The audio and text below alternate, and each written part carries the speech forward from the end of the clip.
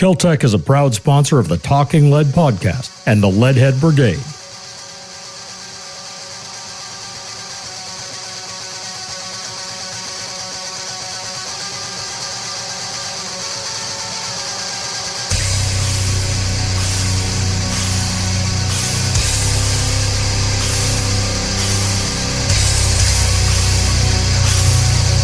American infrastructure, so it ain't what it used to be. Let's go ahead and do ours, and then my mic. You sounded dandy. Yeah, you're perfect. All right, Leadheads. Welcome back to another episode of the Talking Lead podcast. I'm your host, Lefty. You are listening to the Talking Lead podcast, as I just said, leducating the uneducated for 10 years. And apparently that's not long enough for some people. They think that I'm still an idiot. I got some feedback from a would-be listener, I guess, Brian, the other day. He listened to AK Corner 461, and he had some harsh things to say about it. So. You know, we take our fans from all corners, and it's wonderful that he is so fascinated with the show that he took the time to tell you what he thought. Yeah, well, he said, I heard about you guys. I went and listened. Didn't like it. Didn't like all the background noise. Didn't like somebody breathing in the microphone. But I will admit that episode, there was a little rambunctious background noise. Sometimes that's beyond our control, but, you got to listen to the content. And the content of that episode, from everybody else that I've been getting the feedback from, absolutely loved it and enjoyed it. It was the one that we did on the German AK, East German AK. Nice. It may come as a shock to some members of the audience that we don't have full production studios with sound crews. Right. And we're not running a multi-million dollar. We're ballers on a budget in this industry. And that's right. I generally find the production quality of what you do great. So well, I appreciate that, and I think we are satisfying some fan wants, some fan requests with this episode and having you on, because I can't tell you how many requests and emails that I've gotten asking, where's Brian? When's he going to be back on? We miss Brian. So, ladies and gentlemen, the return of Brian Keeney. Well, it's great to be back again. And yeah, I have missed doing this.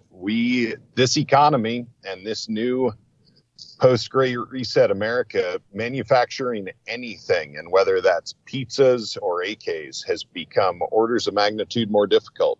And we've been spending a bunch of time retooling, recharging our mags, getting back in the fight. And we have a new production setup where we've partnered with one of my good friends locally to do our machining. And we are focusing on doing a lot of aspects of manufacturing, but the raw cutting of metal is now done about 300 yards away from our shop by an AK guy and a good friend of mine who we'll introduce maybe in a later episode here or in one of my other social media feeds. Yeah. And so that's been a really big project that started in October. Right now, we've got all of our parts up and running at our partner shop, and we are implementing big boy inventory management and production controls. We've done a nice jump in growth. Growing pains are usually painful. This has been no exception. But we are, people will notice we have a lot more stock, a lot more quickly than we used to be able to provide with just our two machines. Right now we have access to 7 of them. And so that's been a big part of my absence. And it's going to be another 6 months of real heavy pushing to get everything streamlined. But I'm very proud to announce we've got Atlantic Firearms. The folks over there have been very good to us, and they're now carrying several of our parts. We're doing kind of a clean ramp with them, kind of crawl, walk, run. Yeah, big deal. The gents over there are really cool people, and it's been a joy to work with them so far. I'm glad to hear we got a connection over there now. I would love to maybe possibly get those guys on the show and talk about them from time to time. But that episode that I was talking about, I think it was 491, was the Romanian AK. I got that wrong, so go back, check that out. But we just dropped this month's episode of the AK Corner, and we announced the winner of that Atlas Defense Copus silencer. So go back, listen to that. If you participated, then find out if you won. We gave away the SEAL one. We gave away some Mission First Tactical things. So go back, check it out, and see if you were a winner. This episode, Brian, is another reason why Brian is on this. We've had some great literary authors on the show, action thriller authors, Jack Carr, Kyle Mills, Stephen Hunter, and we're going to be introducing you to another one new to the show this episode. And Brian's a big fan of this guy as well, so I wanted to have Brian on for this. So, Brian, I appreciate you taking the time to be on and join us. Wouldn't miss it for the world. This author has been a favorite of mine for, at least a decade. And he strikes a really great balance between being entertaining and also teaching you. And for those of us in the gun culture that cringe every time somebody talks about a clip or a banana, whatever, or, his weapons craft and understanding of doctrine is really good. And so it's cringe-free listening or reading for those of us who actually care about the martial art of gunfighting. Attention business owners, are you ready to take your marketing game to the next level? Look no further than Black Tie Digital Marketing, the firearm-friendly, full-service agency that delivers results. We've worked with industry giants like Keltec, Spikes Tactical, and Armalite, and we even designed the kick-ass new logo at Talkin' Lead. At Black Tie, we blend creativity and data-driven strategies to ensure your message hits the mark every time. From high-end custom websites, graphic design, to inbound marketing campaigns, and everything in between, we've got you covered. Your success is our priority. Join the ranks of the industry's top players and give your business the boost it deserves. Experience the power of Black Tie today. Visit blacktieDigital.com or call 1-800-316-8030 to schedule your free consultation. That's Black Tie Digital Marketing, where firepower meets marketing power. Black Tie Digital Marketing is a proud sponsor of the Talking Lead podcast and the Leadhead Brigade. So I gotta say, and we're gonna have him on just a minute. He's not hooked up with us yet, so we're kind of waiting for him. I'm not gonna say who it is yet. Of course, if you've been watching my social media, you know who it is. He has a new book out, and we're going to be talking about his new book. And I've got a great intro for him, so we're going to wait for him to get on here to do that. But in the meantime, make sure you go and support all our sponsors. Mission First Tactical. Go to Mission First Tactical, use code LEADHEAD, get 20% off. They've got those new Pro Series holsters. They have the magnetic retention, so you don't have all the screws and washers and all that stuff coming loose and having to replace. Go check those out. You can use the code on anything on their website, get 20% off, code LEADHEAD. Of course, our new sponsors, 4Patriots. Go to 4patriots.com, use the code all caps LEADHEAD. You're going to get 10% off anything on their store. It's good for their survival food. It's good for their rechargers, their battery rechargers, generators. They've got all kinds of products there for the prepared-minded individual. Use the code LEADHEAD and 10% off your first purchase at 4Patriots. That's the number 4, patriots.com. Seal 1 for all your gun cleaning lubricating needs. Use Seal 1 and done. Use the code LEADHEAD, get 25% off. And they've got those new cleaning rod sets available now, too. So go check out seal1.com. Use the code LEADHEAD. 25, big fat 25% off there. And our good buddy Ben over at Kraken Cases, they've got a new case out, Kraken case for ammo. I saw a post on his Instagram today. I think he had his 4570 ammo case. It was pretty cool because it's engraved with like a buffalo, laser engraved with a buffalo on the inside of that memory foam that they're famous for, becoming famous for. They're a new company, but they are taking the gun storage case by storm, market by storm. Kraken Cases, use the code TALKINGLEAD, get 10% off at Kraken Cases. You say Kraken or Kraken? I say Kraken, but that's just me.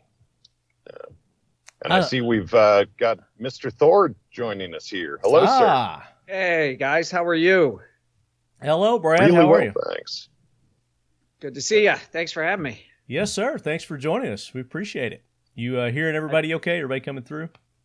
I'm good. I'm looking at that panel on the back wall in your set. Is that Rhino? That is lockdown secure walls. Okay. All right. I've got Rhino. Okay. So, Well, I can introduce you to these guys. They make a really good storage wall, and they've got all kinds of safe products. can't afford it. I built out my whole gun room, and it looks like, you remember Ben Affleck in The Accountant when he goes into his RV or whatever that is, and he's got all that stuff there. I spent a freaking fortune, and I sent the picture to a Navy SEAL, several SEALs that I'm friends with, and they go, Thor, how many guns do you need? How many can you fire at once? Even if it's the worst zombie apocalypse like That's World War Z. I mean, how many guns? I don't know. It's kind of like Wall Street. How many yachts can you water ski behind, Gordon Gecko, till you're happy? Gecko.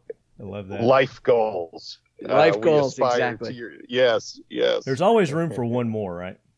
That's right. There's always room for one more cocktail, one more rifle, one more pistol. It is a bottomless pursuit as far as I'm concerned, and not the two together. Never cocktails and firearms. I want to be clear. So There you go. The right settings. Responsible ownership. I bet your safe room is remarkable. I can only imagine. It's pretty cool. It's pretty cool. I'm glad I did it, especially with two kids. You ready to do this? You ready to get into it? Yeah, ready to rock and roll. Let's do it. This is my co-host, Brian Keeney. Brian's up in Iowa. Brian. Hello, sir.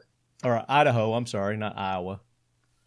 He wishes he was in Iowa. People confuse. No, I do not wish I was in Iowa. I'm in the great state of Idaho. I run a company called Occam Defense. We make a space-age AK that's sub-minute of accuracy most of the time, sub-2 MOA always. And we've made a few innovations. I'm a physicist and have done kind of the applying stuff from aerospace and other areas to the AK to bring it up to speed. But I am also a mega fan of yours, and this is a real thrill to get to spend some time with you. Well, cool. I'm honored to be here. So thank you for sharing me with your audience and making me a guest. Absolutely. So we kind of did a little pre-show before you got on here, Brad. So let me do you the justice of introducing you. So Leadheads, the moment you've been waiting for, we have the #1 New York Times best-selling author of 23 thriller novels, including the one that we're going to be going over today, Deadfall. He's especially known for his innovative plots and extensive knowledge of intelligence, special operations, and terrorist communities. He was recruited into the Department of Homland Security's Red Cell program, an elite group of writers and artists commissioned to brainstorm terrorist scenarios for the U.S. government. He's traveled around the world, including a trip to Afghanistan where he shadowed a black ops team. Leadheads, give a big welcome to our very special guest. It is the god of action thriller thunder, Brad Thor. Hello, guys. Thank you for having me. I appreciate it. Yes, sir. Thank you for joining us. It's been a long time coming. I've been talking with David quite a bit over there at Simon & Schuster, so I'm glad he was able to make this happen for us. Yeah, and I'll tell you, I'm glad to be here, and now I've expanded out the view so I can get a really good look at your wall there and what you've got on it. Had I been thinking maybe if we do this again, I'll do it from my gun room next time. Oh, that'll be awesome. Yeah. Provided I can get a good enough signal in there. But yeah, that's really neat. That's impressive stuff. Well, thank you. That's just my little wall of oddities that I like to hang up.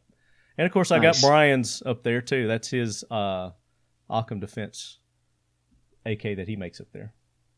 Beautiful. Maybe we could meet at Royal Range one day. I could bring it out there and let you shoot it. That'd be terrific. I got to meet the owner of Royal Range, and I guess his claim to fame is I think he was a Red Bull distributor at one point. He was in the beverage distribution business and was a firearms enthusiast. Super guy, super, really nice. Met him. I was out with my family, and he's like, you got to come down and we can do a whole bunch of, training, and they've obviously got the rooms mocked up there and everything. Just a really cool facility. They are a great group there at Royal Range. They're not elitist or snobbist whatsoever. Very welcoming and knowledgeable people. And of course, Art Kaysen, he runs Royal Range there. A super great guy. he's threatened to try to get you and I hooked up several times there. So we need to make that happen. They're great guys, and my son was on the rifle team at his school in Nashville, and we were there, and I met an instructor from Royal Range whose son was shooting at the same time mine was. So it was funny. We kind of stood in the back and chatted about the range and stuff. So anyway, you come to Nashville, you got to go to Royal Range. Yeah, it's just very cool. Definitely we'll have to go out there, but we're not here to talk about Royal Range. We're here to talk about your new action thriller novel, Scot Harvath, in Deadfall. And I know we're not going to spoil it or anything, but we're just going to tease it a little bit and wet the whistle for our listeners. So I will let you do that. So you want to kick us off and tell us what Scott's getting into this episode? Yeah, no, I'd be happy to, and thank you. I tell everybody that my books are like the James Bond movies, that if you've never seen a Bond movie before, you can go to the theater tomorrow and see the latest one, and you will not be left behind. So if you haven't read a Brad Thor thriller before, you can start with Deadfall. And I grew up loving World War II thrillers. I mean, I read Clancy and all that kind of stuff, but my books I always stole from my parents. Like my parents would finish reading them and I'd read them, and I was probably reading at a level I shouldn't have been as young as I was. But like Alistair MacLean, Where Eagles Dare, and they made a great movie out of it with Clint Eastwood and Richard Burton about going up this castle that the Nazis had. And I always wanted to take my protagonist, Scot Harvath, and drop him into a land war in Europe, except none existed until the war in Ukraine. And I thought, boy, wouldn't it be interesting if there were some Americans that got caught inside that conflict and the United States wanted to get a hostage out, but couldn't commit U.S. forces because it would be an escalation with the Russians. It would show that American boots had been put on the ground, and now all of a sudden the United States is officially in the war. So how might you send an operator, America's top spy, over to rescue an American from this war zone where the Ukrainians can't spare anybody? So I was kind of teasing this out. How would you do it? I was talking with buddies of mine, and I figured out a way. And so I have a rogue unit in the Wagner Russian mercenary force that is committing war crimes all across Ukraine. And my guys sent in to rescue an American hostage and to wipe out this unit, if at all possible. And that's the genesis for Deadfall. Yeah, and it is very exciting. I can tell you that. You build up the action, so you don't disappoint. I know that Brian has read probably most of your novels, your books. He's probably a little more astute on the past episodes, but I'm really digging this, and this is the one that's got me hooked on your writings now. So this is the first one that I've read, and I absolutely love it. So Scot Harvath has been added to my James Reese and Bob Lee Swagger and all those guys list. So thank you. Have you gotten to the rifle that Harvath carries in this thing? Because the Galil. Yeah, because that was recommended. I asked a buddy of mine who is an operator and who does some interesting kind of sneaky peeky stuff. I said, if you had to go in, what would you want to carry? And so he recommended the Galil because he said, you're not going to stand out with that. You're going to find tons of extra magazines all over the place for it. And I thought that was an interesting choice because I could have obviously gone with an AK and it would have just looked like everybody else's weapon over there. But he's like, nah, here's why I like the Galil, and bang, bang, bang. So that kind of stuff is what I like to do with thrillers too, because I'm a firearms enthusiast myself. Yeah, I was glad when I read that part, and then you went and it's the 7.62 version of the Galil. And I was like, that makes sense. Just for all the points that you pointed out. And then you go through in really good detail and explaining, why the Galil, just like you did there, you go in and explain, the certain nuances of why he has certain equipment and gear. And I really like that. This is one of the things that I like best about your books is that you can go read John Le Carré and some older Clancy and get this really slow burn and learn a lot. But it is just tedious at times. And I'm a nerd who loves learning tedious stuff. But there are times when I want to be entertained as well. And I think you draw probably the best balance out of any of the thriller writers out there at educating your reader while keeping them entertained. And the Wagner Group, you've had Scot Harvath dealing with them for almost a decade here. The first place I ever heard of the Wagner Group was in an older Scot Harvath book And, the New York Times is just publishing pieces like a week ago. Who is this shadowy Wagner group? And it's like, hey, guys, these guys have been around a long time. And I pride myself on trying to be pretty well informed. And, obviously, since knowing the name and the very first whispers of it in the war, I went off and researched a whole lot more. But I think readers can definitely expect themselves to get smarter through reading your books, both with the exposure to weapons, but also global politics and some tradecraft and stuff like that really keeps it fun. And you're not just consuming pulp. And you can go off and find a thriller where you'll be entertained the whole time, but it's fast food. And I think that's one of the best aspects of your writing. I told you he was a fan. Well, it's high praise. I really appreciate it. My job first and foremost is to entertain you. It's, the book in the hand, toes in the sand. I want you to take it to the beach, take it to the lake, read it in a weekend, read it in one sitting. But if you close the book a little bit smarter, it's not an instruction manual. My job's not to teach you anything. My job's to entertain you. But I think one of the value adds with a Brad Thor thriller is that you do close it smarter. You realize at the end, wow, I learned a couple of things and I want to know some more about that. That's why I call what I do faction, where you don't know where the facts end and the fiction begins. And for me, getting the details right is so important. I mean, my dad's a no longer active Marine.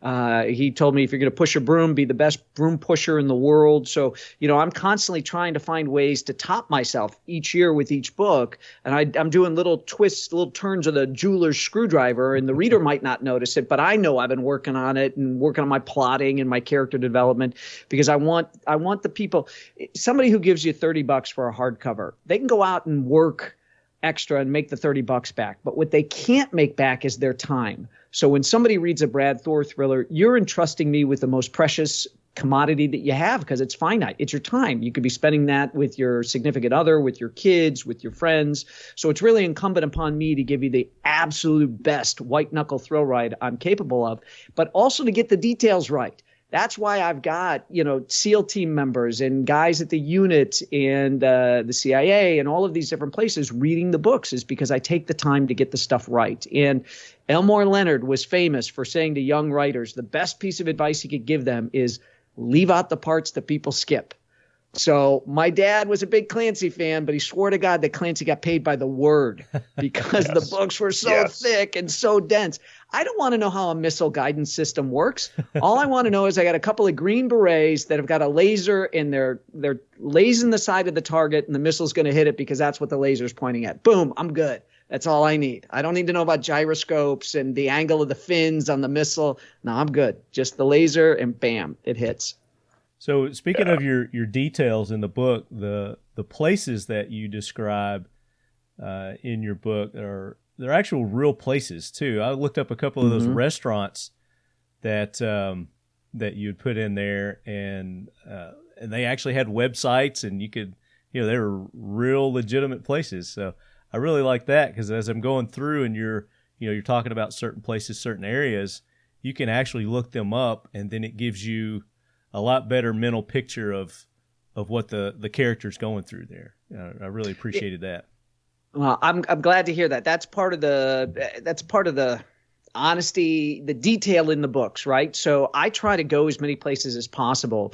And if I can't go, like if it's, I went to Afghanistan back in 2008 during the war and everything. If I can't go to a location, I want to talk to, particularly when it's countries and cities and things like that. Restaurants, like I think you're talking about a couple that are in D.C. One's right across from the FBI, kind of kitty corner. These were in, I think in Russia. They were in Russia. A couple of Russian. Oh, okay. Yeah. Russian restaurants. So if I can't go to one, I want to talk to a colleague or a contact of mine who is operated in one of those countries, who, is in the intelligence game or special operations community, where their life depended upon, in the success of their mission, depended upon noticing details. So to give you a what if, I did the Congo once, and I wasn't going to go to the Congo. You couldn't pay me enough money to go to the Congo. I had no interest to go, but I got plugged in with a Green Beret who had been over there. And he said, okay, Thor, what do you want? I'm like, I don't know. I'm looking for color detail, something to make it interesting. And he goes, dude, I'm going to give you like 30 more seconds. If you don't get specific with me, this phone conversation's over. I'm sure you're a nice guy, but I took this call as a favor. And I said, okay. I don't know. Do they all have one kind of bike in the Congo? And this guy goes, oh my God. Yeah, they all have one bike, and it's called the Black Mamba. And I'm like, are you serious? I just made up. Do they all have the same kind of bike? He goes, yeah. And I said, why do they call it the Black Mamba? And he said, well, all the bikes are black, and the tires leave this mark through the dust in the dirty streets, the dirt roads, that looks like a Black Mamba snake has gone through there. And I put that in my book, and then I had people like hit me up on Facebook like, how long were you in Congo for? Because only somebody who's been to Congo knows what a Black Mamba bicycle is. So, yeah, if I can't do it, I want somebody who's been there and done it. So I'm glad you like seeing the restaurants and stuff. That came from a buddy of mine who worked at our embassy over in Moscow. Okay. Yeah, the restaurants were, like I said, they had legit. They had websites. This one even had like a 3D. It was a super high-end restaurant. It was nice. I didn't look up the shit-face one. Whatever the Russian name that translates to that's inspired. I ran that place a little ragged. I was not exactly super polite in talking about the bootleg booze and that kind of stuff. So that place, I changed the name to protect the potentially guilty. It's based loosely on. I'm like, what are they going to do? Sue me? That scuzzy bar in Moscow? But I still didn't want to name them. But it does have a. They might try to poison you though. But yeah. But it captures the feel of the particular bar that I heard of over there. That's a little bit on the other side of the tracks, let's sketchy. say, in Moscow. Skanky. Hey there, Leadhead Brigade. Lefty here with some important news for you. Forecasters from the University of Arizona warn that 2023 will be a very active hurricane season, and they're asking people to get prepared. They're expecting the number of major hurricanes this year to be similar to 2017, which saw the extremely intense and damaging hurricanes that we all heard about, Harvey, Irma, and that nasty old Maria. How bad can it get? Well, when Hurricane Ida hit the Gulf Coast, it destroyed countless homes and left many without access to food, clean water. Millions lost power. Most didn't have power for weeks. The floods that followed the hurricane washed out the roads, made it impossible for grocery stores to restock their shelves. Families were left hungry and desperate, waiting for help that was slow to arrive. But what if you didn't have to be reliant on the government, FEMA, your neighbor, grocery stores during these crises? The answer is simple. Be prepared with emergency food kits from 4 Patriots. Their long-lasting, delicious food options are specifically designed to provide you and your loved ones with the sustenance you need when you need it the most. 4 Patriots survival food kits are hand-packed in the USA. They last 25 years. They come packed inside covert storage totes. They include a wide variety of delicious breakfasts, lunches, dinners. They've even got some snacks that are tasty. And they're backed by thousands of 5-star customer reviews. Just go check out their website, 4patriots.com, and read them for yourself. 4 Patriots Survival Food is not just for natural disasters, because in today's world of uncertain supply chains and unpredictable emergencies, it's more important than ever to have a backup plan. Whether it's a temporary power outage, a winter blizzard, or rising food costs, which we're all feeling that these days, right? You can rest easy knowing that you have a reliable source of food to see you through it. And right now, you can go to 4patriots.com and use this exclusive code, LEADHEAD, all caps, LEADHEAD, one word, to get 10% off your first purchase on anything in the store, not just their food kits. So go check them out, 4patriots.com. Use the code LEADHEAD to get 10% off your first purchase of 4 Patriots Survival Food. That's 4patriots.com, guys. Use the code LEADHEAD and get that 10% off. Exactly. Now you, in your, growing up, I want our listeners to learn a little bit more about you, the ones who aren't familiar with you. You're from Chicago originally. Mm-hmm. Had to move. Can't afford the ammo anymore. I don't know if you've seen the cost of hollow points lately.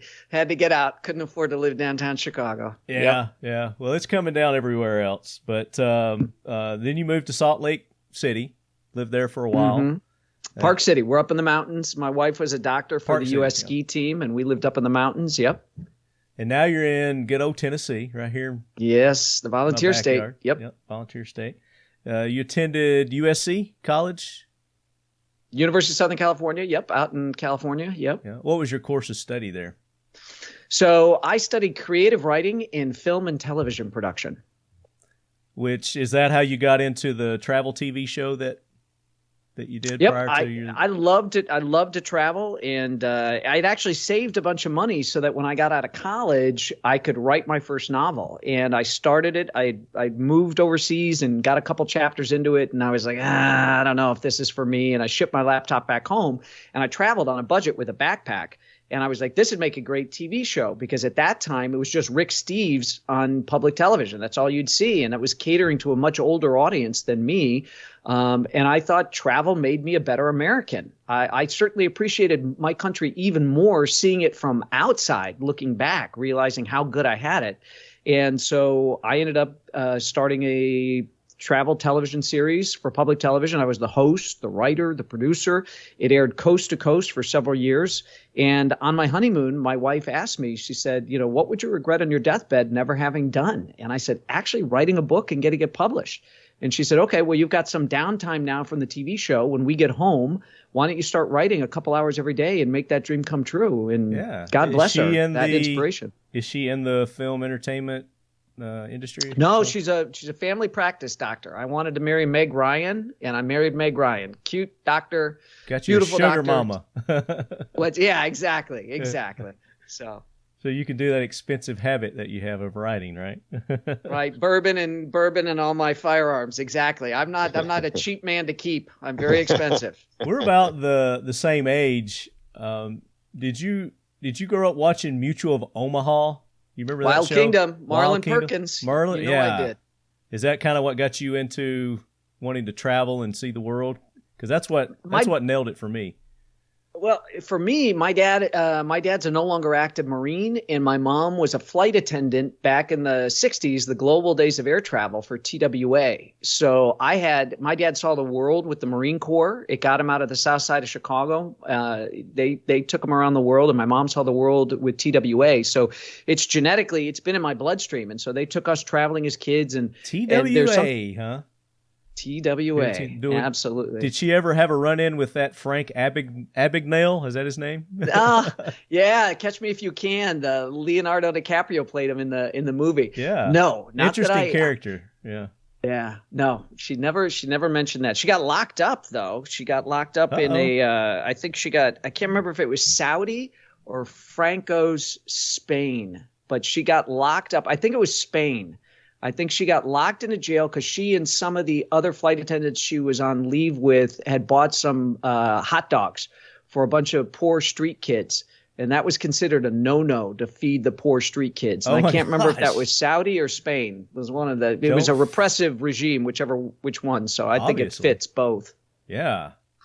Don't feed the wild animals, huh? Yeah, don't perform an act of kindness for the less fortunate in the country. That's what that government exists for, is to starve them to death, I guess. But good for your mom. Good for her. Good for her. Tough lady. Yeah, absolutely.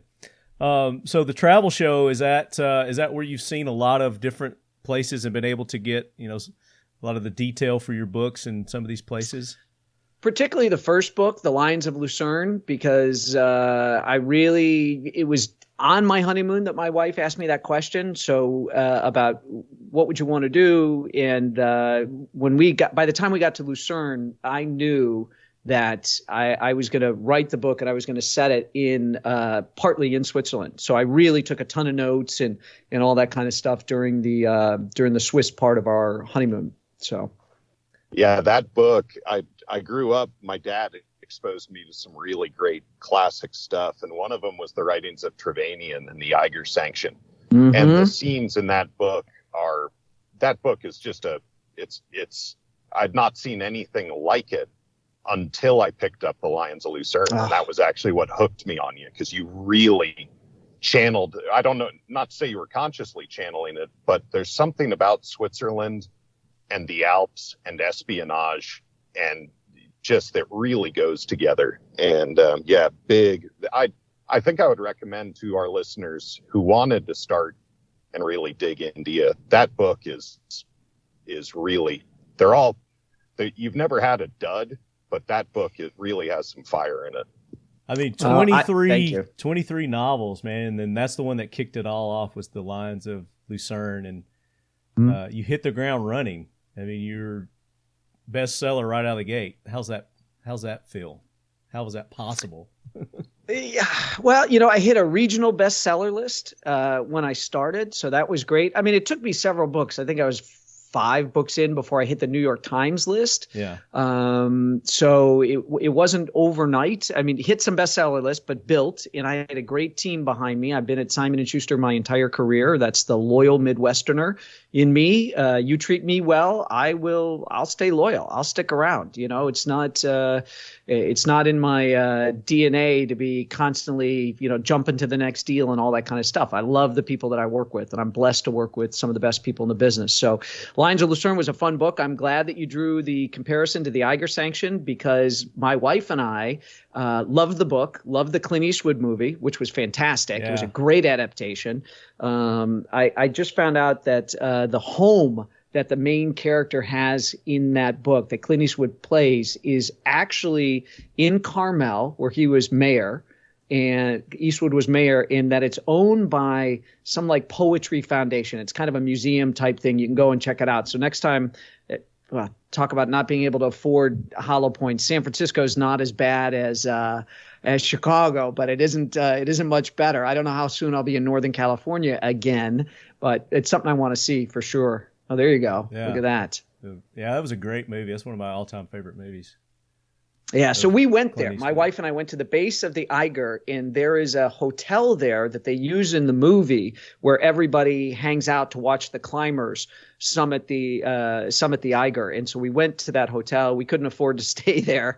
We were just newlyweds, but I got to go check it out and took a bunch of pictures there. It's a really, really cool spot. Beautiful. Switzerland's just gorgeous. I mean, you can never go wrong. Did you climb the with, mountain? You know what? My stuff, no. I mean, I did stuff where you could walk up it. You know, maybe scree is the worst stuff you were going to hit on the way up when I lived in Utah. A lot of hiking. But I had a cousin who was a big climber, and I had gone climbing with him once in Joshua Tree, and that was good. I scratched that itch, and that was good. Yeah, I'm not a big ropes guy. I don't like hanging off the ground. Yeah, I've done parasailing. I've done lots of other really, really cool things, or paragliding, I should say, not parasailing. I've done parasailing. Did that in Mexico and down in Florida, pulled behind the boat. But I've done paragliding. I did that in Switzerland. But yeah, I did the climbing thing once, and that was enough for me. It's a lot of work, and I didn't exactly. It's not my jam to hang off the side of a rock. I've heard you tell other interviewers and shows that you get a lot of your content by buying a lot of steak dinners and pitchers of beer. What would you say is the best steak dinner or pitcher of beer that you ever invested in? Oh, it's a great question. You know what?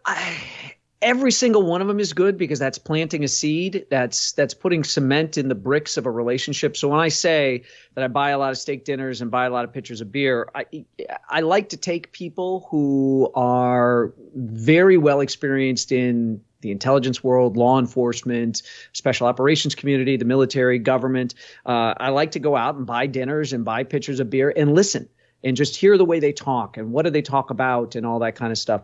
And to be honest with you, I can't say that one great idea for a book came out of any one of those things, but all of that goes into kind of the crock pot of my mind, and it all simmers and it stews in there, and it could be years later that I'll pull something out. I mean, writers are these weird repositories of facts. We're like fly paper for freaky, weird pieces of information, and it's you never know when you're going to pull a fly off the fly paper and need it some point in the future. So that's a great. Nobody's ever asked me that question. It's a great question. I wish I had like my 7th book came from a $200 steak dinner at blah blah blah in New York City, but I don't have one of those, unfortunately. Right.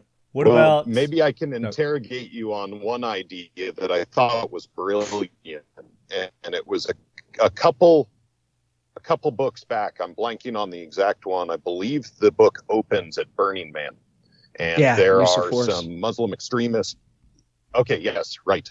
Thought that was so out of left field and also wickedly smart.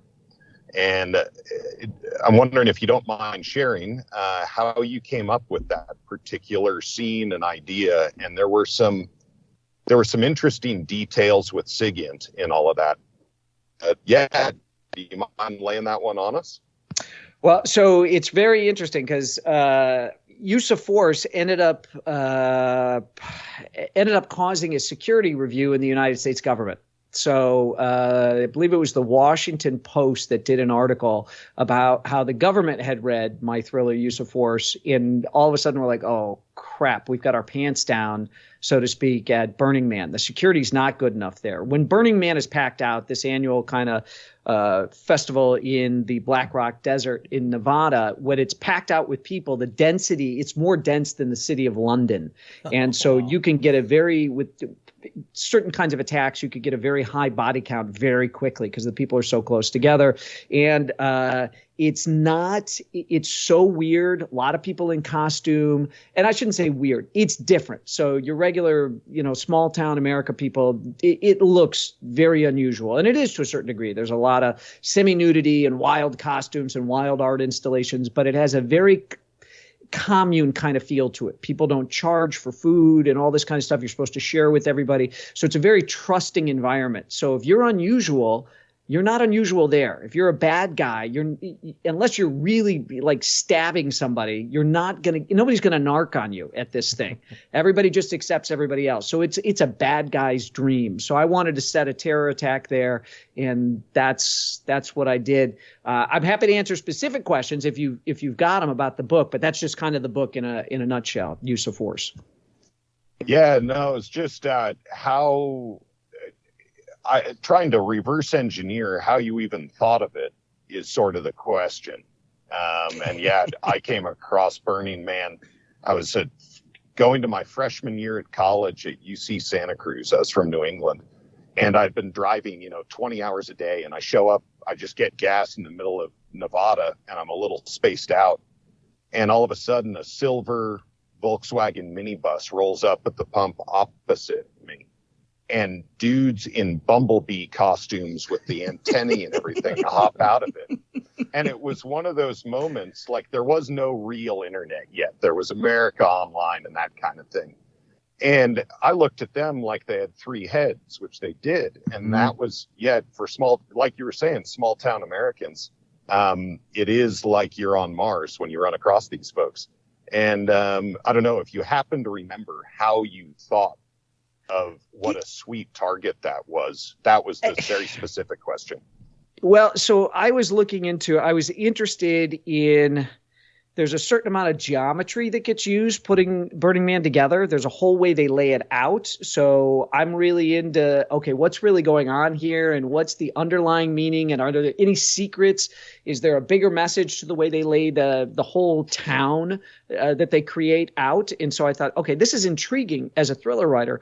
Plus, I think very cinematically. So I thought nobody's ever used this for a book or a movie before, and it would be so cool. And it gave me a chance to put my hero in a really wild costume, and it allowed me to put a lot of stuff in my browser history that my wife probably wouldn't have liked if it wasn't for research.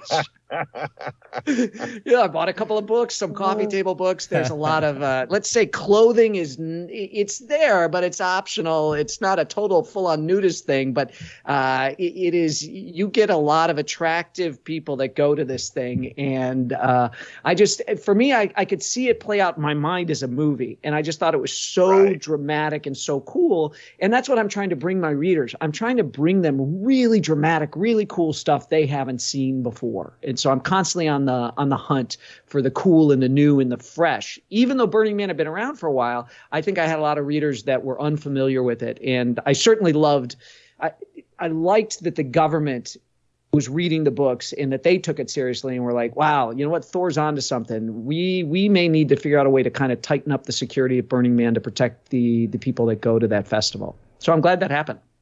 Yeah, that's a good public service. You're in good company with Tom Clancy. I think that's how he got famous. With Reagan read October and said, hey, why is this guy not on our team? Yeah. And so it's very cool that the government has learned from that and rolled you in, because you exposed an obvious hole there, and or not obvious. Once you see it, it's obvious. And that's the really cool part. Let's talk about that organization that you were invited to be a part of, the Department of Defense, the Red Cell program. I know you've talked about it, quite a bit on other interviews. But how do they go about choosing someone for that program? It's funny. Speaking of movies, it was like straight out of a movie. I was hiking in the high Uintas in Utah, and I was in an area with no cell service, no bars at all, and my cell phone rang, which is amazing. Oh, wow. And I got asked if I would like to come to D.C. and be part of this program. It was me, Michael Bay, the director of the Benghazi movie and the Transformers movies, and a bunch of other people. And the idea was, this was post 9/11, and they wanted us to come to D.C. and help the government, all the agencies in the soup, any 3-letter group you could think of, to help them think outside the box. One of the things that you see throughout history is a lot of militaries will fight kind of in the rearview mirror, expecting the next war to be like the last war. Mm-hmm. And so even before the 9/11 Commission report came out, the U.S. government knew that 9/11 had happened because of a failure of imagination on our part. So under the Bush administration, they were determined, I should say, to never allow a failure of imagination to put Americans at risk again. So they said, listen, we need to get people from outside the D.C. Beltway into D.C. to help us think differently. And so that's what they did. They brought us in. I call it the Las Vegas of government programs, because what happens in the red cell stays in the red cell. I cannot use any of that material for my books. I can't talk about specific things that happen there. There's only one scenario that they ever published and that we're allowed to talk about. And one of the things they looked at was how terrorists might take advantage of an approaching hurricane to target Americans, particularly hitting shelters and then the marshalling yards where they move equipment out of the path of the hurricane, where they've got buses and dump trucks and bulldozers and tow trucks and all that kind of stuff they may need in the aftermath of the hurricane. They'll assemble it someplace else. So might terrorists hit that? How might terrorists hit the marshalling yards? How might they hit hurricane shelters?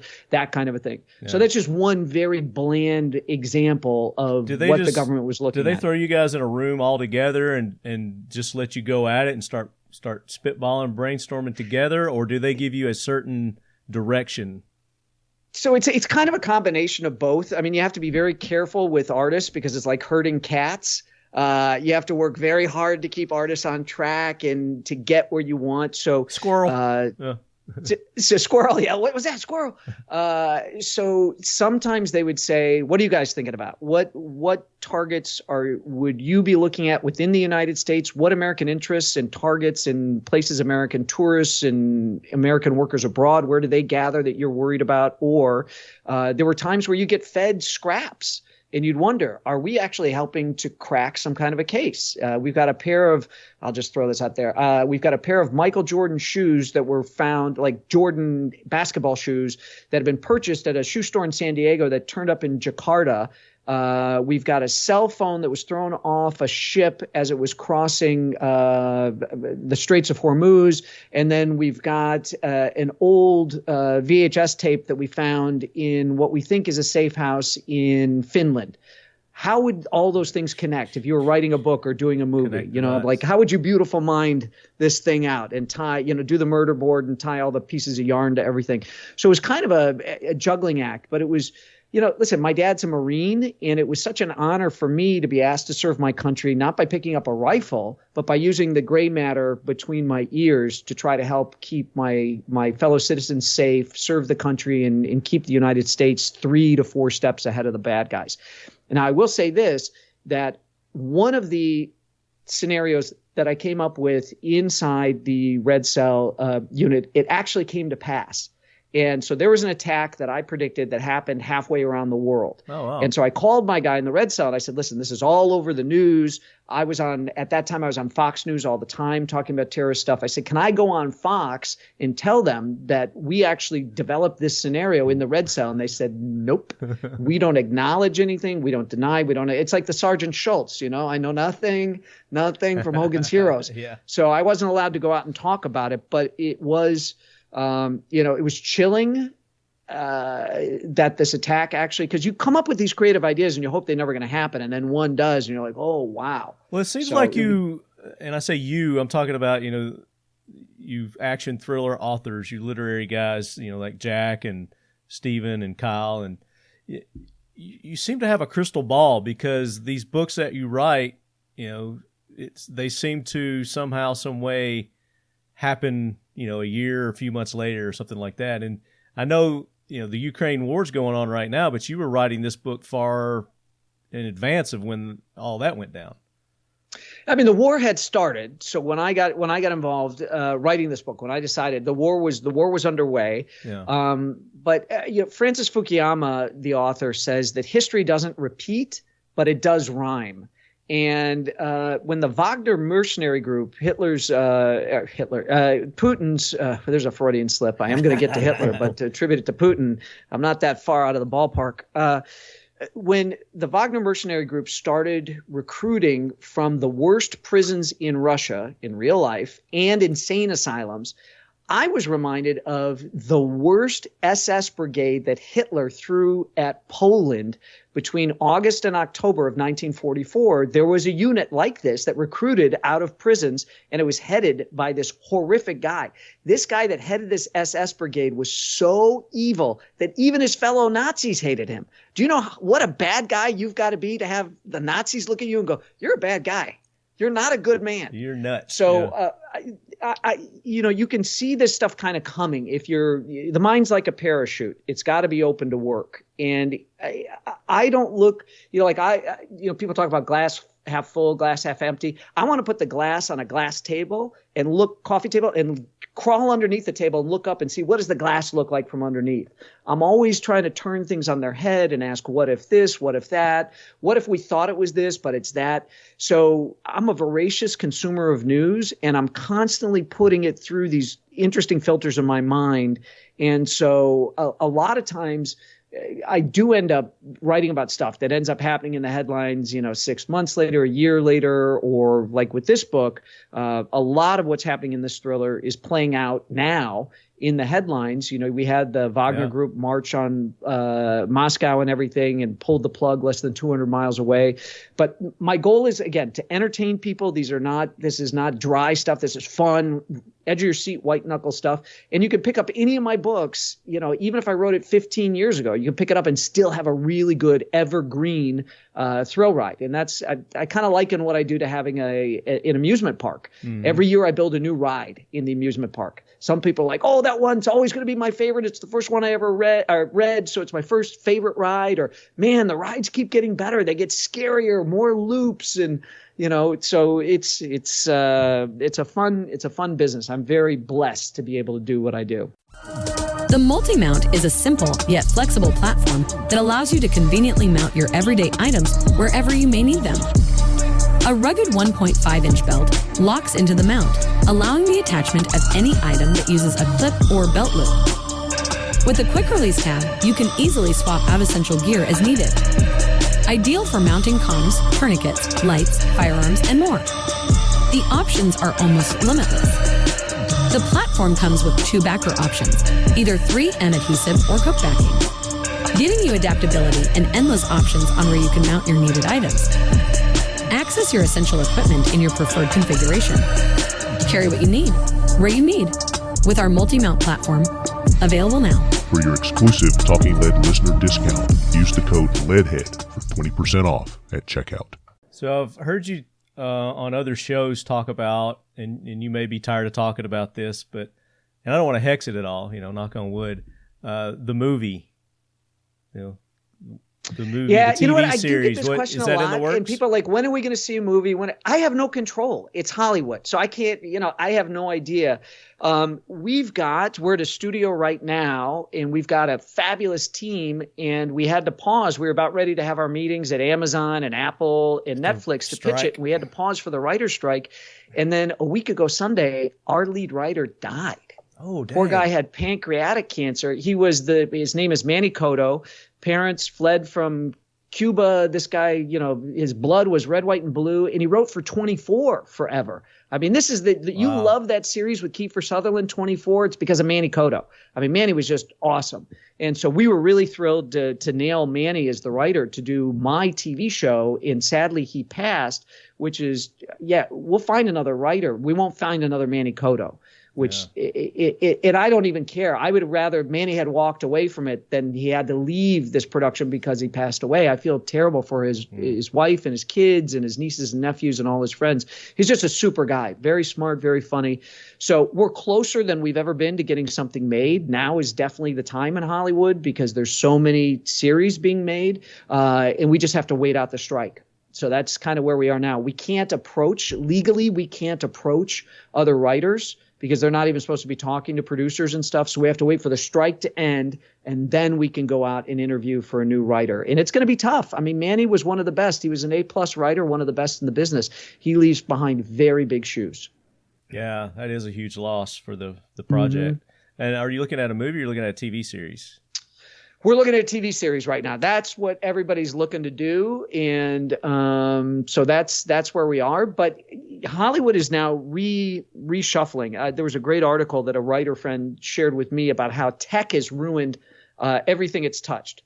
So tech has, Uber ruined the taxi cab business. DoorDash has ruined this, and streaming has ruined that, and all that kind of stuff. Where it was all a rush to get subscribers, and they were paying crazy boatloads amount of money to mount these productions, and it was all about get more subscribers. Are you turning a profit? So once this strike is over, it'll be very interesting to see what Hollywood looks like and where their focus is. Are they going to tilt back to movies? Is that going to be where they really want to be putting their big investments, or are they going to stay with the TV stuff?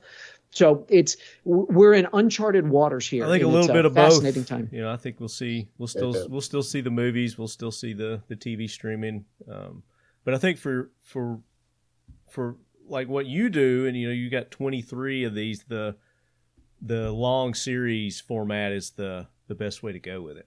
Yeah, I mean, you can do a season based on each book, basically. And that's before Manny passed. What we were talking about was using last summer's book as season 1 of the Scot Harvath TV show.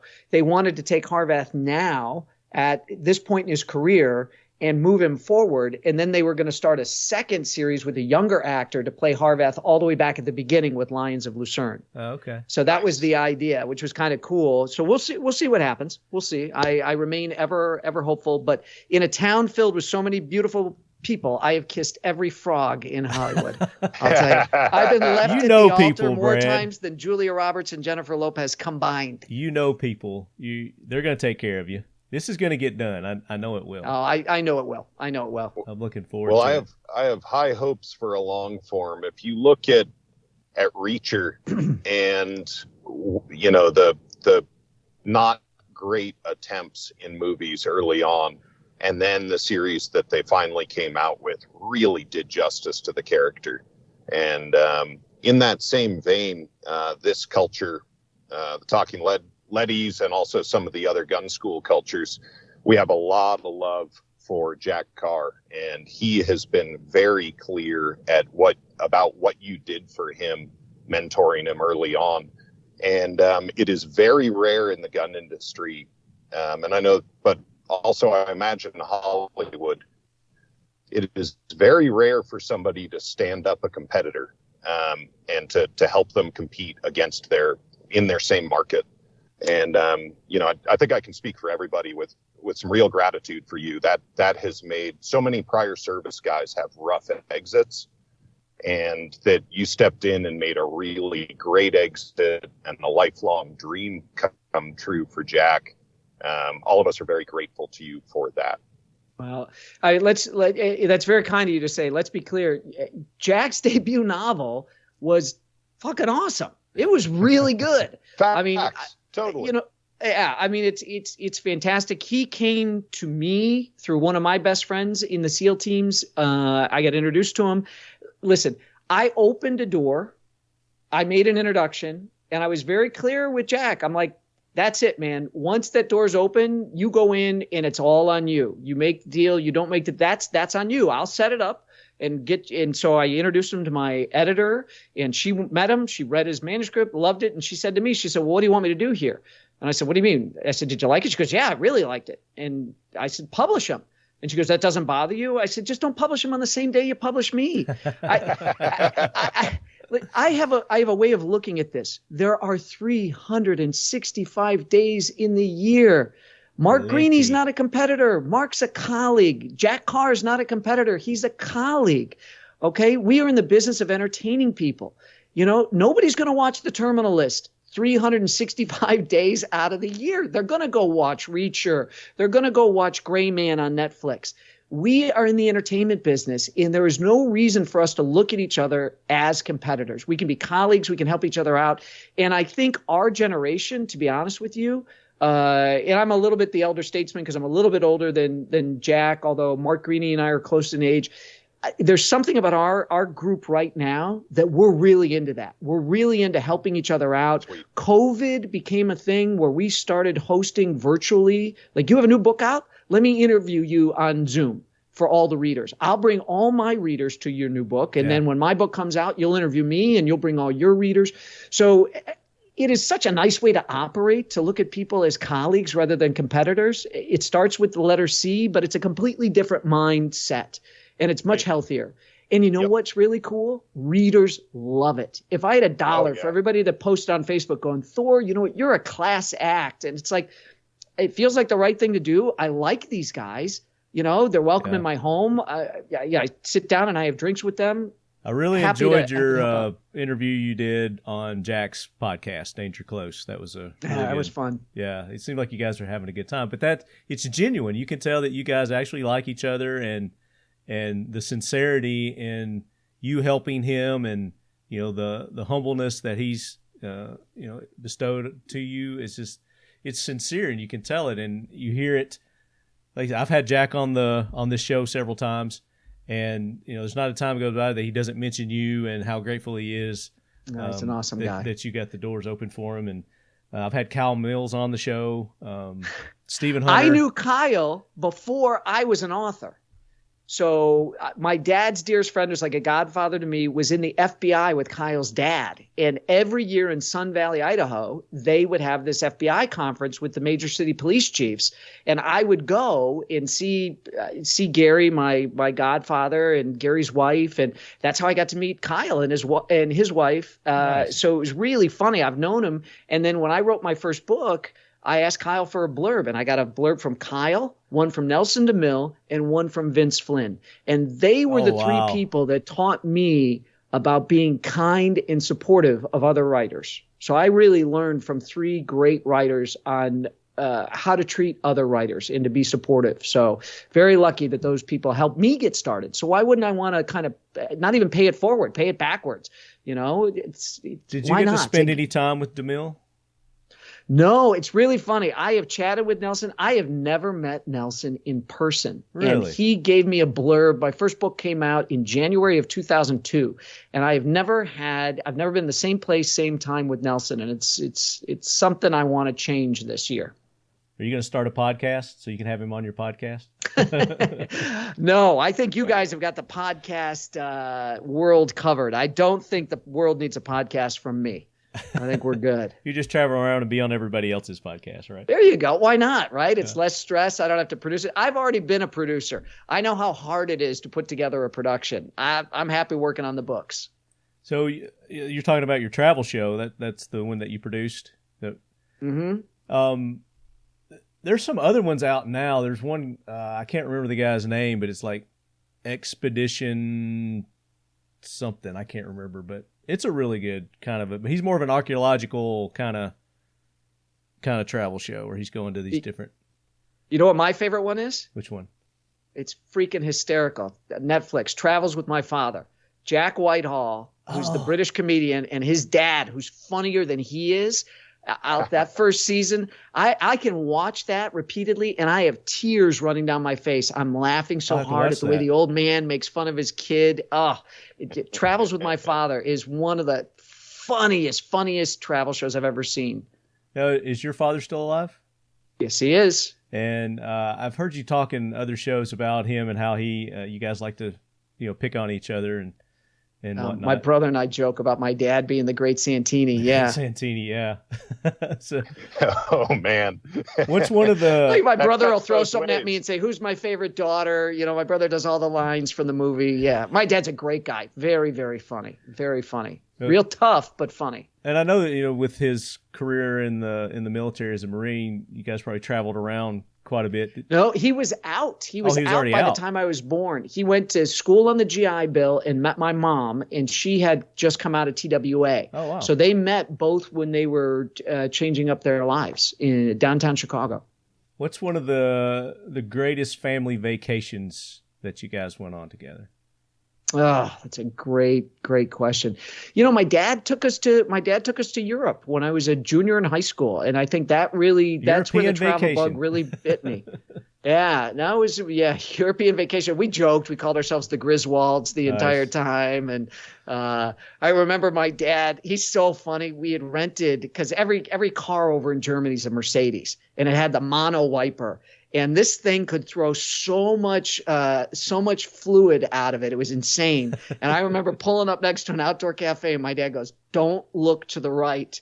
Don't look at the people in there." And my dad turns on the wiper, and it just threw all of this windshield fluid over into the cafe, and people are like, "Ah!" And we just cracked up. He had always was a prankster and a really funny guy. So that was a good trip. That was a lot of fun. What about you and your family? What's one of your greatest vacations that you've taken your family on?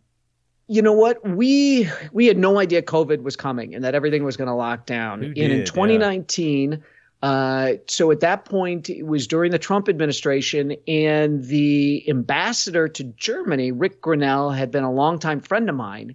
And Rick said, "Hey, when your kids get out of school, would you like to come over to Berlin, stay at the ambassador's residence, and let your kids see Berlin and all that kind of stuff?" And it was amazing. And the ambassador's residence is really, really cool because it's in this very green forested area outside kind of the downtown of the city. And what an incredible experience to give my children to stay at the ambassador's residence. Oh, yeah. The one other thing that we did that was that cool is I've been a longtime friend of former Governor Rick Perry from Texas. And I met Rick Perry through my dear friend Mark LaRue, the rifle maker, out of Leander, Texas. Do you have a Predator up there? Got a LaRue over there. Yeah. I got a bunch. If we do this from my gun room, you'll see how many LaRues I've got. We're gonna do it. But so I got to take my kids to the governor's mansion to visit Governor Perry for a weekend, and we got to stay in the mansion in Austin. And my wife and I got to sleep in Sam Houston's bed, which was kind of cool. Oh, neat. Yeah, it was really so. Some of those because of my involvement in politics and the friends that I've made, I think those trips are probably the coolest, particularly for my family. In that it wasn't just go to this location, but it's like here's an experience very few people will ever get, and I think those I'm most fond of memory wise. Speaking of rare occurrences and events, you got to fly with the Blue Angels. You got to fly in a F-150. Yeah, that was cool.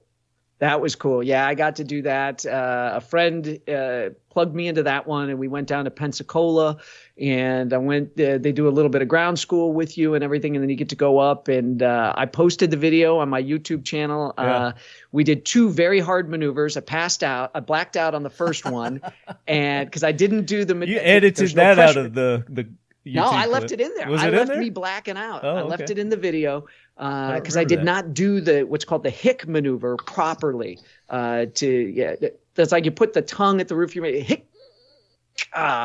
And so I blacked out, then came to, and then I said, okay, we've got to do something harder because I don't want to say I blacked out every time he did something hard. So we pulled another like ridiculous amount of G's, and I did not pass out that time. I left it all in the video, and it was that was cool. I've got just this direction in my office. I've got a big framed photograph. But you'll remember this as a Tennessee guy that we had a Blue Angel go down here at the air show in Smyrna. Yeah. That was the there. pilot I had flown with. So I knew that's the pilot that I flew with in really? Pensacola, who so sadly crashed at the air show in Smyrna. Terrific guy, Jeff. Absolutely loved him. Great pilot. And so, they've got a memorial there now. There's a memorial by that park. There is in Smyrna. Yeah, absolutely. Yeah. So father being in the military, you got a brother. You obviously didn't go military. You went college. My dad didn't want us to. My dad said, listen, he said the military was my leg up in the world. He celebrates Marine Corps birthday every year. He celebrates Marine Corps birthday. He wears his Marine Corps ring every day. So he's a Marine through and through. And he said, listen, I want you guys, the typical American, my grandfather was the first one born in America. So that immigrant mentality is still in our family of you want the next generation to go further than you did. And so my dad said, I want you guys to go into the private sector. He said, I don't want the military. I don't want you in law enforcement. I want you to go forward in the private sector. And what ends up happening, all my friends are cops or Marines, soldiers, airmen. I mean, it's really funny. I don't think if you've got that in your DNA, made a good choice. It disappears. What's that? I think you made a good choice.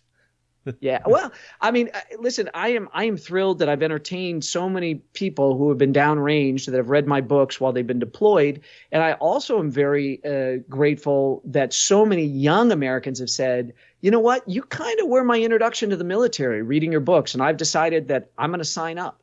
So that's kind of nice, too, that I can be – no matter how small of a pipeline, that I can have helped at least pique people's interest about a life of service, whether it's in law enforcement, the intelligence community, or the military. So that's great.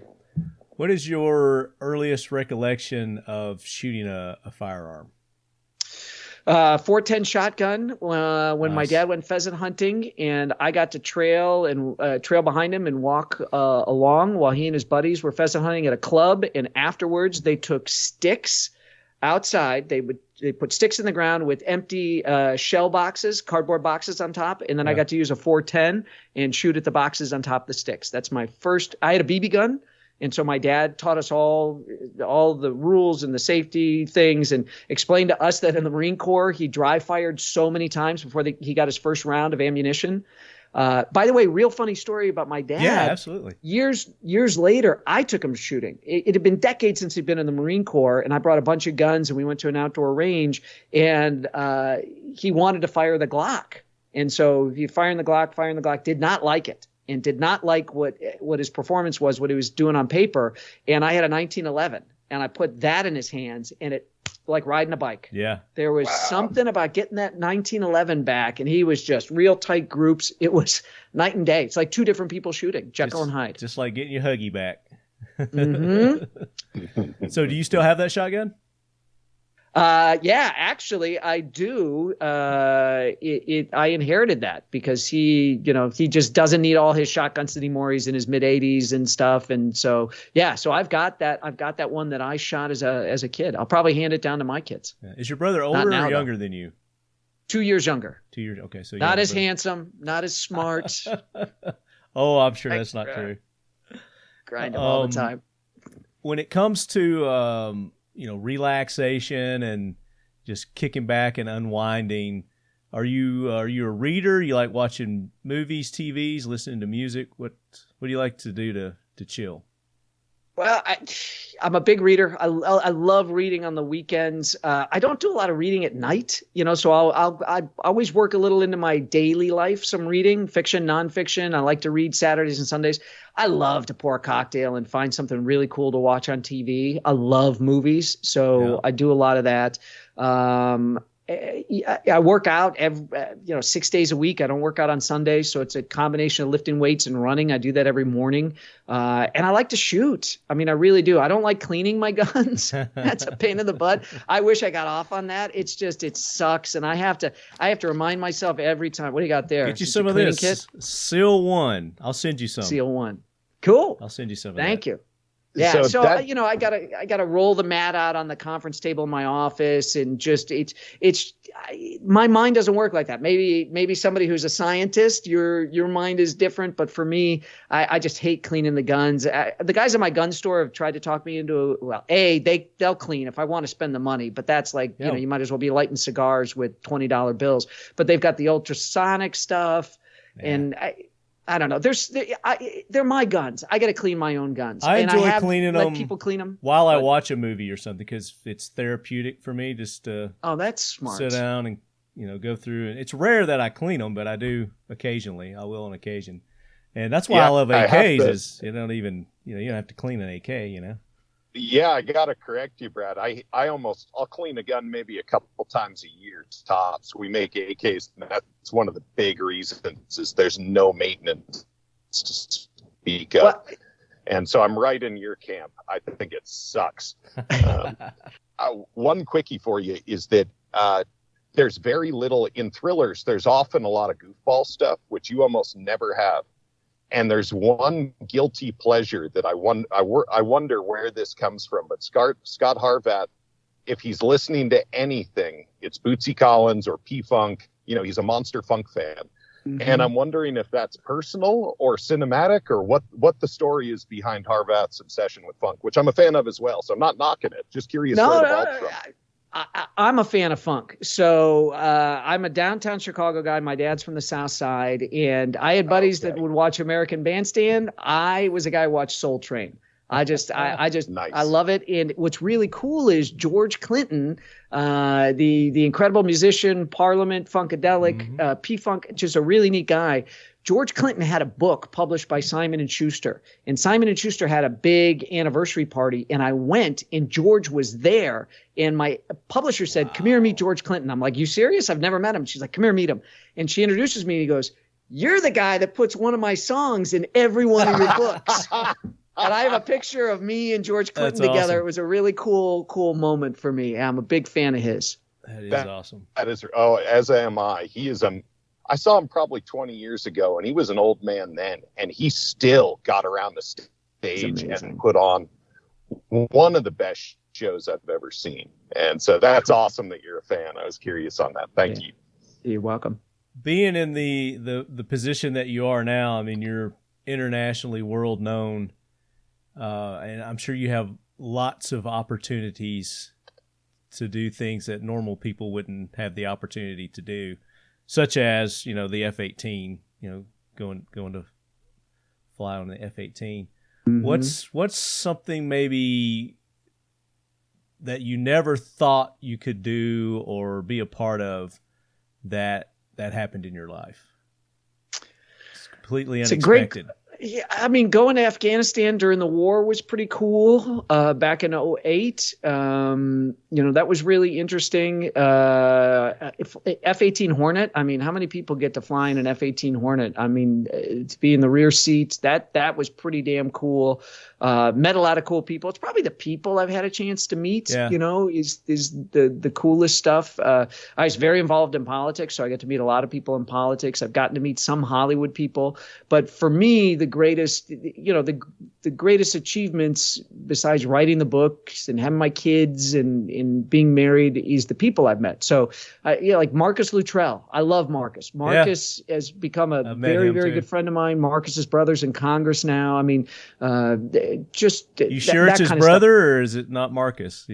Marcus's twin brother. No, It's funny. You hear those guys, they go at it together like two brothers only can. It's funny because they had a neighbor growing up, and they had said to this neighbor, "We want to become Navy SEALs." And this guy was kind of a grizzled Vietnam vet, and they said, "We want you to train us." And the guy's like, kind of like tried to shoo him away. They kept coming back. And so this guy's like, "All right, I can train you, and I don't want to hear any complaints. You're going to do what I tell you, when I tell you, how I tell you, blah, blah, blah." And so a mutual friend of ours who's now retired from federal law enforcement was local law enforcement in that county in Texas. And he got a call about two boys throwing rocks at cars. And so he rolled his cruiser to the location on the road through this county where allegedly these boys were throwing rocks at cars, and they were not throwing rocks. This old Vietnam vet had this beat up pickup truck where you had the pair of pliers to kind of open the door because the door wasn't working. And Marcus and Morgan were carrying cinder blocks over their heads with stuff stacked on top of the cinder blocks, like rocks, and they're like bleeding from cuts and stuff. And our buddy pulls up in his cruiser. I guess he was a sheriff, and he said to the old Vietnam vet, he said, "What's going on here?" And the vet says, "You pay, never mind. These boys are my responsibility. You go on your way, officer." And our pal just kept rolling it. He loves telling the story about this guy just kicking the crap out of Morgan and Marcus.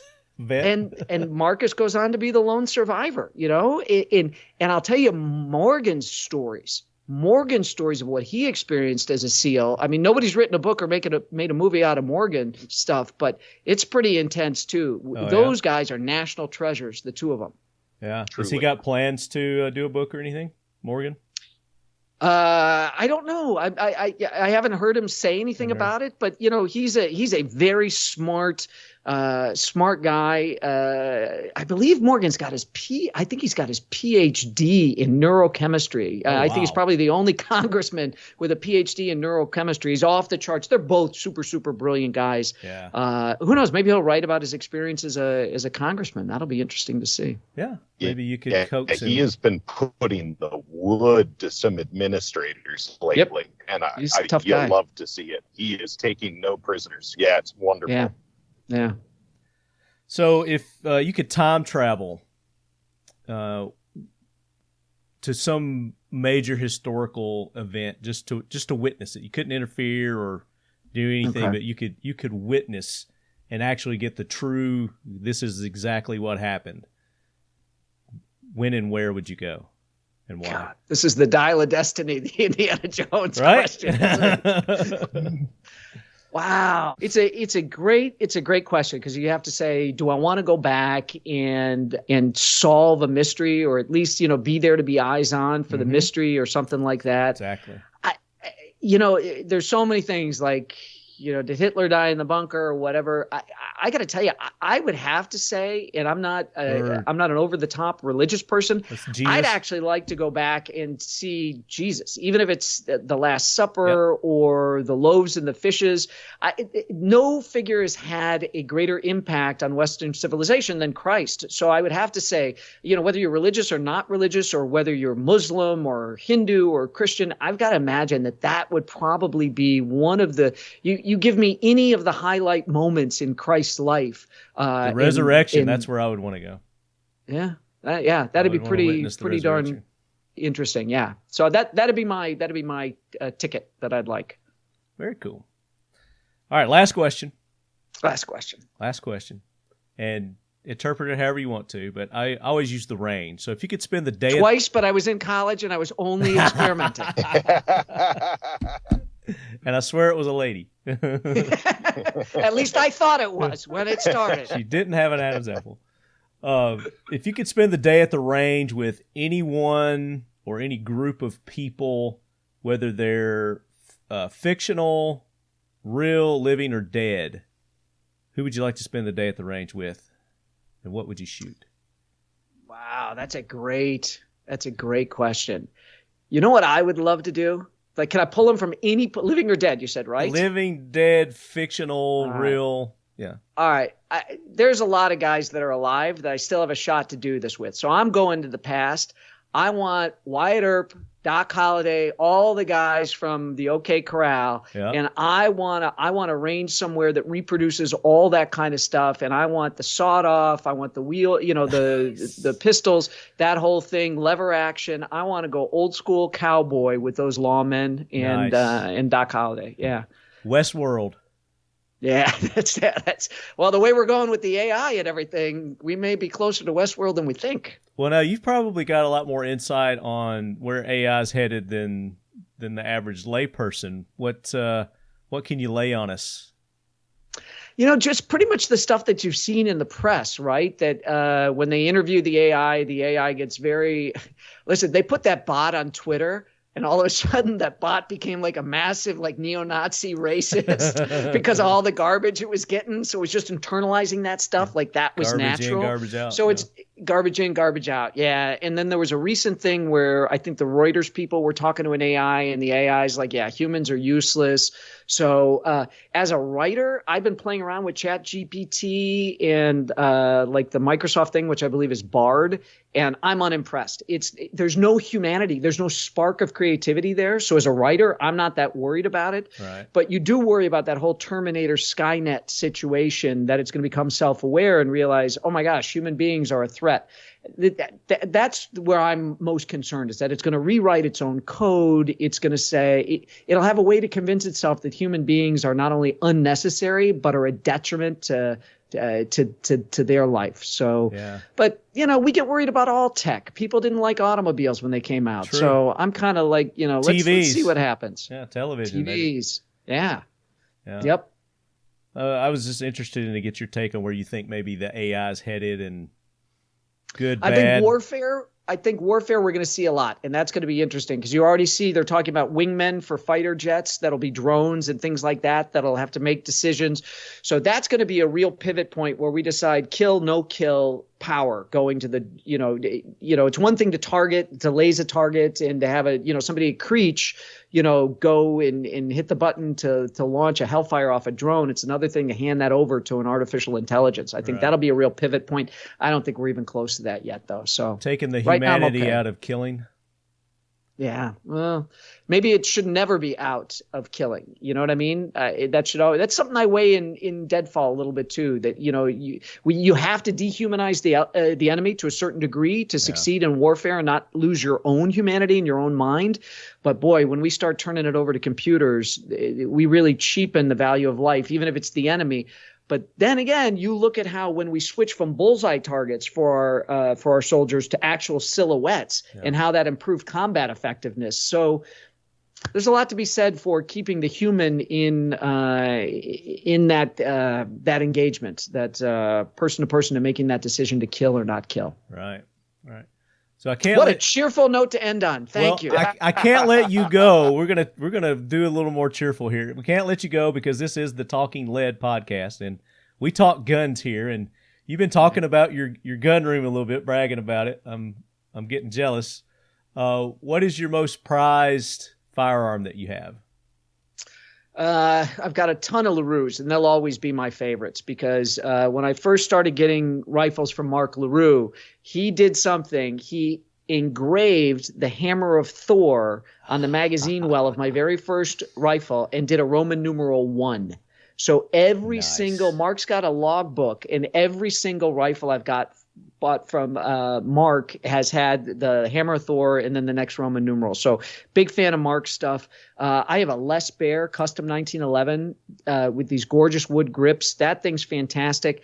I got a real cool H&K VP9 that I really, really like with a threaded barrel. I absolutely dropped out of trying to get, the whole transfer tax stamp to get suppressors and all that kind of stuff. I didn't like the idea that the government could show up on my property at any time and ask me to open up my safe. I didn't want to, and so what? I use ear protection. I don't need a suppressor. And I abandoned that, but that's cool. I've got, like an old M1 and some other stuff. Well, with all your political connections, maybe you can get them to take that off the NFA list. So we were close. We were this close. We were going to have the Hearing Protection Act, which was the right way to package it. And then that psycho in Las Vegas killed all those people, shooting out the window of his hotel room.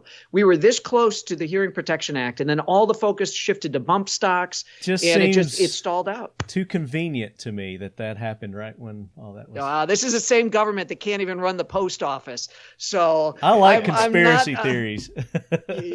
I love conspiracy theories. I've been too close to it. I mean, these guys can't even cross the street properly. It's fun. And I'm a thriller author, so nobody loves a good, well-placed conspiracy more than me. But when you see the sausage making up close, you just go home thankful that we're able to hold the country together with some of these people that are in D.C. It's a clown car, up, down, and right to left. Oh, my gosh. So you have any political aspirations? You know what? The climate has changed. We're in a different place now than when I was active in politics. So it's a completely different animal now. A lot of stuff that the left used to stand for is now the right stuff. I mean, I'm a conservative guy. I believe in small, limited government. I believe in free market capitalism. I'm not a fan of any politician, whether they be a governor of the Republican Party or of the Democratic Party, using the power of the state against private industry. And I see that stuff happening on the right now, and I just don't like it. Since when do we tell corporations what they can say and what they can think? You can like Ron DeSantis all you like, but fuck you, leave Disney alone. I mean, this is a major economic engine for your state and employees. I think only Kroger employs more people in the state of Florida than Disney does. And, you know, he keeps kicking them in the nuts. I mean, it's crazy, and it's all performative bullshit. It's all just red meat for the base. It's red meat for the base. So, and the Democrats do stuff too that I don't like. I mean, everybody does. But now it's all about, you know, if you can get the people outraged, you get the small dollar donations. So, you know, it's all about not, can I really get what's best for the American people in this committee hearing? It's, can I make an ass of myself or make an ass out of the person that we are grilling in the committee so that I can get a viral hit and I can get put on MSNBC or on Fox and generate more money? The emphasis is in the wrong place. Yeah. People are using Congress to further themselves, to get on TV and to get more popular and make more money, instead of just being servants to the Constitution and to the rest of us. So I'm a big fan of term limits. You know, you're going to go be a jackass? Well, I hope the voters will throw you out. And if they don't, you're term limited. You can't come back. So, and now the way that we're gerrymandered, all you have to do is win your primary. That's it. If you're in a red district, all you have to do is win your primary. And listen, I vote in primaries, so I'm not gonna knock the people that come out, because I think everybody should vote in primaries. I think the problem with primaries is we don't have enough people voting in them. We don't have enough non-hard right, hard left. And I was a pretty right guy. I marched in the Tea Party rallies and stuff. I'm one of the few guys that, as they get older, they're moderating. So I just want people to get along. I don't want the government to tell me what to do. I don't want the government to tell me what to buy, what I can say. And that was always conservatism when I was growing up. You know, It's adhere to the Constitution and you're good, man. That's it. So anyway, but listen, we don't own the country. We're merely stewards of it. And it's incumbent upon us to hand down a freer, more prosperous, more successful nation than was given to us. We're caretakers, and we need to take better care. I like your non-answer there. That was a good non-answer. Sorry. No, I'll be hearing from David Brown at the end of this. Oh, you had to go political. What did I tell you? No politics. I got my phone turned off. I'm sure it's blowing up right now. Good old David. Brian, do you have any more questions? Anything else you want to? No, it's been a real joy to spend some time with you. And thanks for making the world a little bit better. Thank you, guys. You got a great podcast, and it was an honor to be with you today. Thanks for having me. We appreciate that. Listeners, go check out Brad's new book, Deadfall. It drops probably when you hear this, when you're hearing this podcast. Was it the 20th or something like that? Was it 25th? 25th. So that's coming up. You're going to have the audio and all the versions available? I am. Audio, printed book, all of them. There you go. Stone tablets, if you're kind of Old Testament, you can get those. We got it carved. It's heavy, but it's fun. The pre-order is already live on Audible, so if you got that credit sitting in your account, you can go get it right now, and when it drops, it'll be in your account. And the guy who reads, Armand Schultz, does a phenomenal job. So highly recommend the Audible version. Say his name, Brad. He cut out. Armand Schultz. Army Schultz is his name. Yeah, okay. He's great. I'll have to check that out. I like listening while I'm at the gym working out. I usually listen to a book. I've got a sample. I've got a sample on my website at bradthor.com. If you click on the Deadfall link, it'll take it, and you can hear his voice. He's awesome. He reads chapter 1. You can see what you're in for. There you go. So you got the website. Give your website. Give your social medias. So bradthor.com is the place to start, and I link out to all the social media sites from there, so it's perfect. Just go to bradthor.com. You can find everything right there. Very cool. Brad, I really appreciate you taking the time to be on. Look forward to having you on again, and maybe we can meet up at Royal Range sometime soon. Would love to throw some lead down range with you, buddy. Yeah, and then I'll take you to work with my buddies down in Franklin at Agape Tactical. They'll put you through your paces. They're really, really high-speed, good guys. I'm down with that. And between Brian and myself, we know all kinds of different range events that are going on throughout the country throughout the year. So if you're ever interested in attending one of those and shooting some cool, strange shit, we can make it happen, definitely. I love it. It'll make it into the next book.